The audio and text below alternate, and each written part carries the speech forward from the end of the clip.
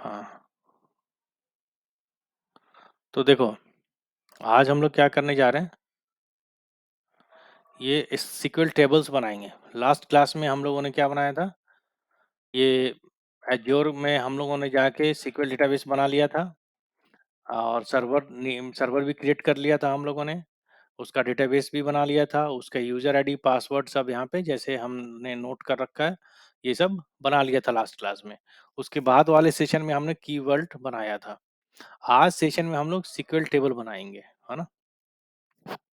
याद आ रहा है सबको कि हम लोगों ने क्या क्या बना लिया है। हाँ, ये डेटाबेस ऑलरेडी तैयार है हमारा, डेटाबेस में सर्वर तैयार है, डेटाबेस सर्वर तैयार है, डेटाबेस का नाम भी हमने डिसाइड कर लिया था। तो अब देखो हम लोगों को क्या करना है। सबसे पहले डेटाबेस में टेबल बनाने से पहले हमें अपने क्लाइंट को एक्सेस देना पड़ेगा। क्लाइंट एक्सेस देना पड़ेगा मतलब जिस लैपटॉप पे हम लोग बैठ के अभी काम कर रहे हैं, इस लैपटॉप का एक्सेस उस डेटाबेस को देना पड़ेगा, है ना। तो अब वो देखो डेटाबेस को वो एक्सेस देते कैसे हैं। हम लोग यहाँ पे जाएंगे, होम पे जाएंगे, है ना। होम पे जाने के बाद सबसे पहले SQL सर्वर पे जाएंगे। सर्वर पे जब जाएंगे तो नीचे अपने डेटा उस सर्वर के अंदर, ये हमारा डेटाबेस सर्वर है, उस डेटाबेस सर्वर के अंदर बना हुआ है डेटाबेस, ये हमने लास्ट क्लास में बना लिया था, है ना। उसका वीडियो पड़ा हुआ है, देख लेना। और उस जब डेटाबेस पे हम लोग क्लिक करेंगे तब देखो ये क्या लोड करता है ना। तब ये यहाँ पे आता है और तब उसके बाद हमें यहाँ पे क्लिक करना है सेट फायर सर्वर फायरवॉल। जब ये होगा तो ही जाके तुम टेबल्स उसमें क्रिएट कर पाओगे। फायरवॉल क्रिएट कर रखा है उसने, तो उसको ओपन करना पड़ेगा, यानी एक्सेस देना पड़ेगा अपने लिए। तो इसमें जाओगे, इसमें जाके इसमें बस कुछ करना नहीं है, ये पब्लिक एक्सेस टैब के अंदर ही पब्लिक एक्सेस देना है हमें। और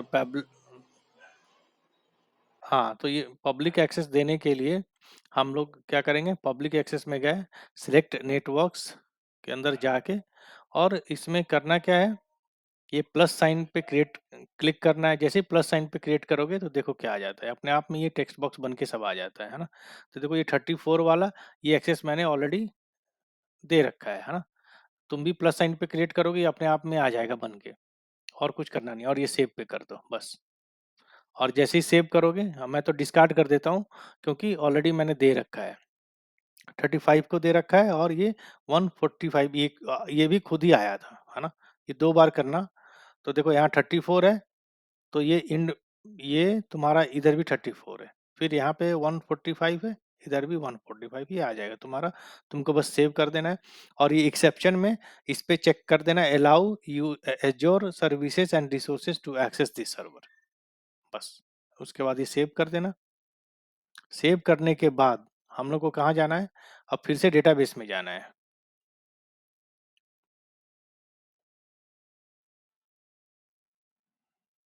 डेटाबेस ऑलरेडी यहाँ पे देखो बना हुआ है, SQL सर्वर, ये SQL डेटाबेस है ना। इस पे क्लिक करेंगे। SQL जब भी तुम डेटाबेस के पास आओगे तब यहाँ पे तुम्हें दिया हुआ है क्वेरी एडिटर प्रीव्यू, इसमें जाके तुम क्वेरी लिखोगे, ठीक है। क्वेरी लिखने से पहले क्या होगा, अब ये लॉगिन कह रहा है कि भाई लॉगिन करके जाओ। तो लॉगिन में तुम्हें याद होना चाहिए कि पहले हम लोगों ने क्या सेव कर रखा है। देखो ये यूजर नेम ऑलरेडी हमने पहले बनाते वक्त यहाँ पे नोट कर लिया था, ये हमारा यूजर नेम है, और ये पासवर्ड है। पासवर्ड क्या है, sales@12345 डालता हूँ मैं, डाल दिया, ओके कर दिया। ये लॉगिन, देखो ये लॉगिन हो गया है ना। जब ये लॉगिन हो गया तो कोई टेबल वेल अभी नहीं बना हुआ है। तो इसमें कौन सा टेबल हम लोग को बनाना है, हम लोग को बनाना है टेबल। कौन सा टेबल बनाना है, जिसमें कि डेटा, ये सबसे पहले ये वाला टेबल, इस डेटा के लिए हमें टेबल बनाना है। ये order dot C S B, order status dot C S B, यानी कि सी एस बी नहीं होगा फाइल, ये होगा टेबल। ये टेबल हमें बना के ये डेटा रखना पड़ेगा, जो भी वैलिड ऑर्डर स्टेटस है वो वहाँ पे हमें डालना है, ठीक है। तो हम लोग क्या करेंगे, यहाँ पे ये सब कॉपी कर लेंगे। इस नाम से एक टेबल बनाना है हमें।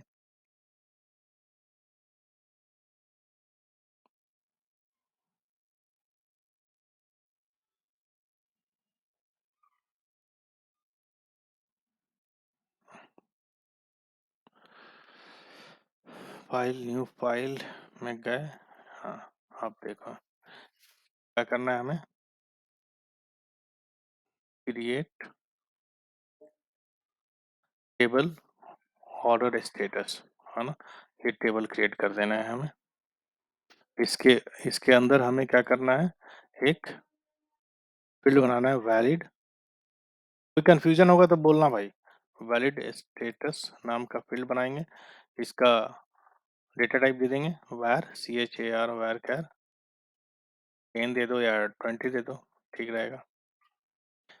और ये तुम्हारा एक ही फील्ड चाहिए, क्योंकि उस फील्ड के अंदर एक मतलब एक ही कॉलम का ये सारा वैल्यूज है, तो उसके अंदर ये वैलिड स्टेटस के अंदर सब आ जाएगा।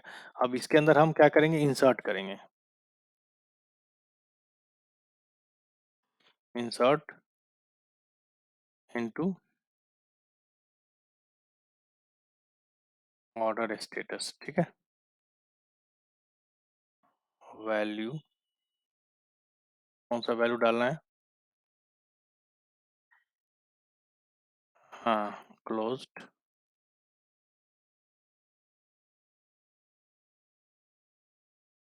कॉमा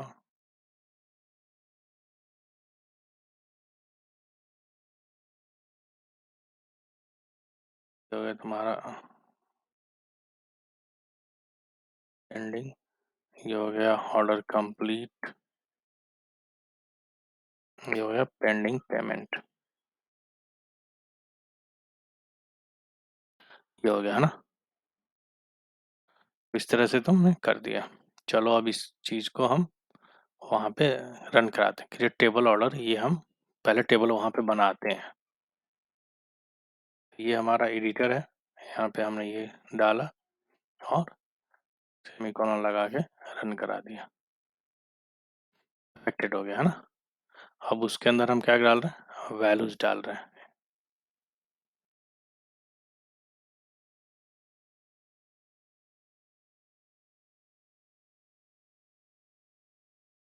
वैल्यूज डाल दिया हमने।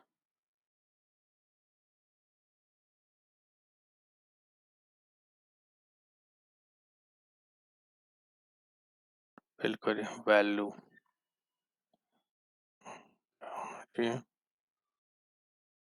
वैल्यूज है क्या?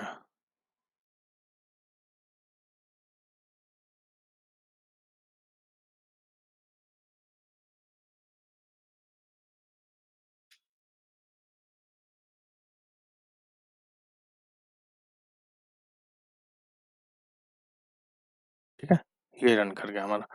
ये हम यहाँ पे सेव कर देते हैं। इस तरह से हमारा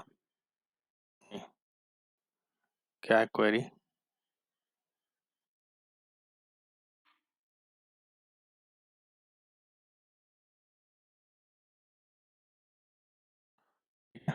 ये हमारा इस तरह से क्वेरी हमने रन कराया और ये बन गया। अब तुम सिलेक्ट लगा के चेक कर सकते हो कि टेबल बना भी है कि नहीं बना है।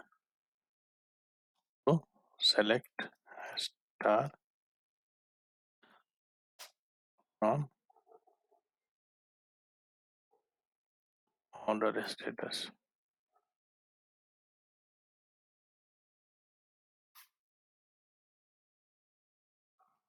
ये सब देख रहे हो, डेटा आ गया ना? ये सारे डेटा आ गए, है ना? तो ये हमें टेबल बना के रखना है। तो आज हम लोग इतना ही देखते हैं, सिर्फ टेबल बना के रख लेते हैं। और नेक्स्ट टाइम में इसको हम लोग कनेक्ट करेंगे डेटाब्रिक्स से, वहां से कैसे एक्सेस करेंगे सब कुछ। कनेक्ट माउंट जो है वो कनेक्शन एस्टेब्लिश कर चुका है ऑलरेडी, जितना माउंट करके चंदन जो हम लोगों ने किया है। मतलब कहने का कि डेटाब्रिक्स हमारा एज्योर के सारे सर्विसेज को एक्सेस कर पा रहा है, क्योंकि हमने उसमें क्या, हाँ, क्योंकि उसमें हमने क्या दिया था, ये वाला, ये जो है हमारा, ये resource group data study one, ये हमारा रिसोर्स ग्रुप है। इसी रिसोर्स ग्रुप के अंदर ही हमारा डेटा फैक्ट्री है, डेटा सेट है, ब्लॉब है, जो भी है, सब कुछ इसी के अंदर है। सब में हमने रिसोर्स ग्रुप यही दे रखा है ना? तुम सब किसी का भी देख लो उठा के, तो हमारा रिसोर्स ग्रुप तुमको यही मिलेगा। देखो यहाँ रिसोर्स ग्रुप डेटा स्टडी 1 मिल रहा है ना? इसमें भी, SQL सर्वर में भी, या तुम स्टोरेज अकाउंट का भी देखो।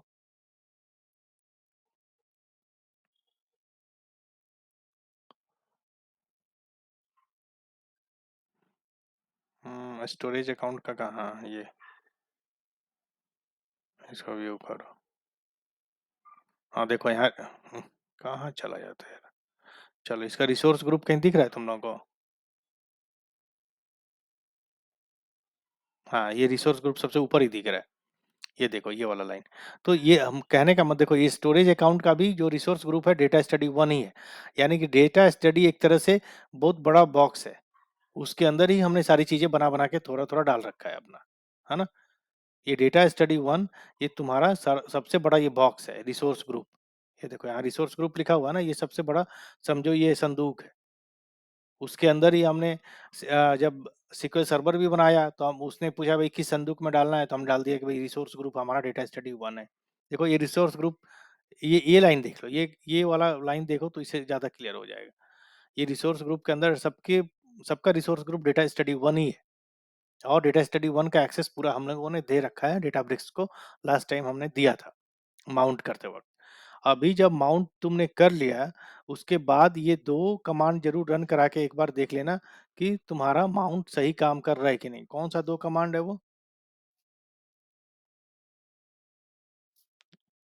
ये वाला, हाँ, ये वाला, ये एफएस वाला और एमएनटी ये वाला। इससे पता चल जाएगा कि तुम्हारा जो माउंट हुआ है वो सही हुआ है कि नहीं, है ना? अगर उससे भी ना हो तो एक ये अनमाउंट का भी कमांड दे रखा है हम लोगों ने। पहले अनमाउंट कर लेना और फिर कमांड रन करा के देखना ये फेल कर जाएगा। उसके बाद फिर जब माउंट कराओगे तब जाके ये कमांड तुम्हारा सक्सेसफुल होगा। ठीक है? ये माउंट का कमांड है और ये अनमाउंट का कमांड है। ना, ना, ना, ना, ना। हाँ, मतलब हाँ, मतलब वन टाइम है। अगर अनमाउंट नहीं करते हो तो तुम वन टाइम एक बार करके छोड़ दो और आराम से काम करते रहो। अगर अनमाउंट कर दिए माने यानी कि तुमने जो बॉर्डर था उसको सील कर दिया, अब नहीं आना-जाना है एक-दूसरे के यहाँ। तो फिर तुमको क्या करना, फिर उसको माउंट करना पड़ेगा। अनमाउंट में सील करोगे, माउंट में ओपन करोगे, यही है। ठीक है, तो सब प्रैक्टिस करो और थोड़ा फास्ट करो प्रैक्टिस, क्योंकि हम लोग बैच काफ़ी आगे निकल चुका है। ठीक है? चलो तो आज इतना ही